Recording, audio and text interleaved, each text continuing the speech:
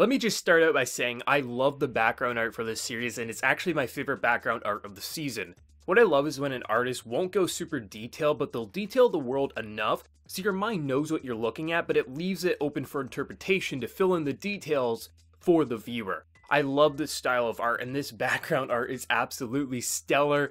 And this image up here just perfectly represents why I love it so much. It's absolutely gorgeous, and I wish more anime studios would do background art in a similar manner. Obviously, for a series like this, it makes sense. Not every series needs background art such as this, but it's still a nice touch, and I absolutely adore it. But this episode 4, I actually think might have the best balance of comedy and serious moments that we've seen in the series. It's not my favorite episode, but how they managed to do the comedy, there was a lot of comedy at the beginning of this episode, but even as the episode progressed, how they kind of like sprinkled in some comedy, some silly moments, while having it be a pretty serious episode, especially with how it ends.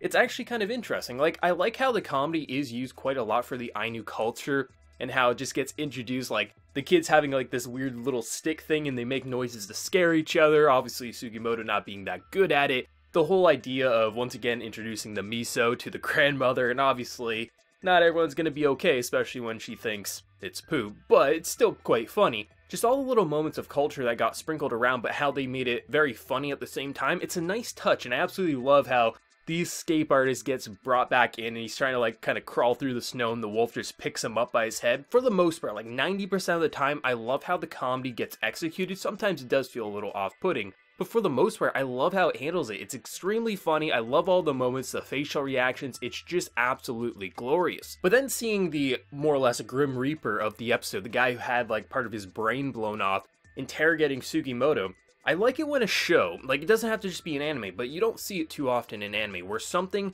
completely unexpected happens. You knew something was going to happen, that Sugimoto is probably going to get hurt in some way. But I love the idea that they're eating like these sweet balls, these like pastry or whatever it is. And this guy just finishes, and he has this long toothpick, and when you're least expecting it, stabs it through his mouth. And it's like, okay, you knew something bad was probably going to happen, but you didn't know exactly what. And the way they detailed that, it was disturbing.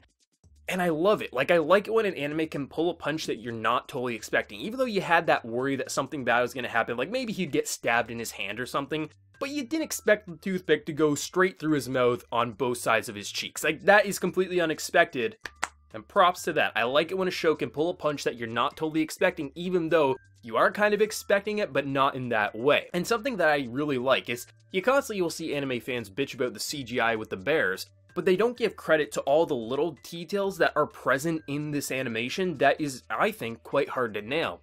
Like when Sugimoto's pulling the toothpick from his cheek, the way they stretch the skin and the blood, like, that looked absolutely gorgeous and disgusting all at the same time. There's so many little moments in the animation that really is just absolutely spot on. Like when Sugimoto first gets his head kind of bashed in by the gun, he's like gurgling blood, and the way they do like little bubbles of the blood in his mouth, like, it's disgusting, but it's like, it really added to the illusion that this was actually happening. And there's so many moments that I feel like this series is going for, and that Geno Studio is nailing very, very well. Sure, you can maybe look at a CGI bear and point out the obvious flaw, the kind of elephant in the room, but there's so many little moments in both the art as well as the animation that is absolutely stunning, and not enough people are giving credit where credit is due. But I do like the idea of this guy, and I'm definitely going to call him the Grim Reaper. I love just the idea of looking at him and just saying like, yeah, he's probably the Grim Reaper.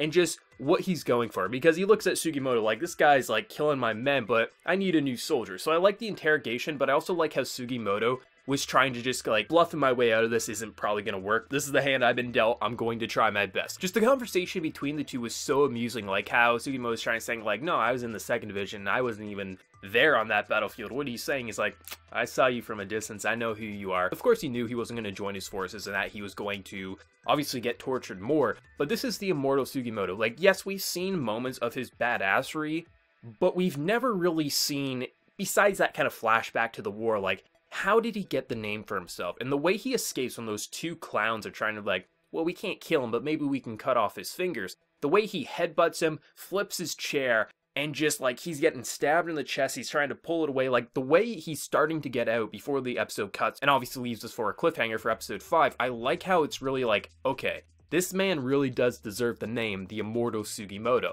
I like it because this episode at the beginning for the first like 8 minutes or so, I was like, okay, this is a very comedic central episode. We're probably going to stay, but they shifted back to the treasure hunting aspect, which I do appreciate. I think we've had enough kind of cultural time that it's time to focus back on the treasure hunting. But how they balance everything with all the characters, learning a bit more about the wolf and the backstory, and I really do like the idea of how she lost her father, and how the wolf was pretty much the only thing she had left, and the wolf, because it is a wild animal, still has to leave her, but never did fully leave her, and then the whole idea that Sugimoto is kind of like the only person she's ever opened up to. But I do like the idea that this is like a father-daughter story, like she's definitely looking up to him in that way, because she doesn't have a father figure in her life anymore.